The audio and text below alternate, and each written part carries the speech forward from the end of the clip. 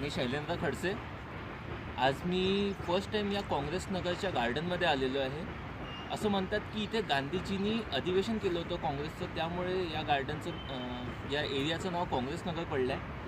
आणि हे इतकं पावनभूमी आहे की या भूमीला गांधीजींचे पाय लागले आहे. पण आज या भूमीवर आपण पाय ठेवताना आपल्याला भीती आहे. का बरं?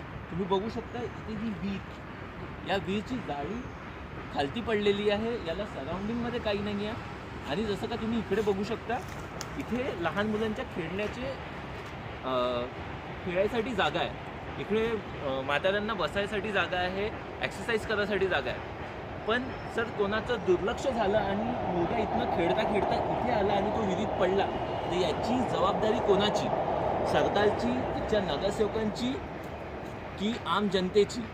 जर इथे काही दुर्घटना झाली तर त्याची जबाबदारी कोण घेणार? हा प्रश्न मला सत्तावत आहे इथे आल्यापासनं. मला फक्त ही विनंती आहे नागपूर महानगरपालिकाशी की हे लवकरात लवकर सुधरवावं, नाहीतर आम्ही इथचे लोक भीक मागो आंदोलन करून पैसे जमा करून ही वीज सुधरवूया. जय हिंद, जय भारत.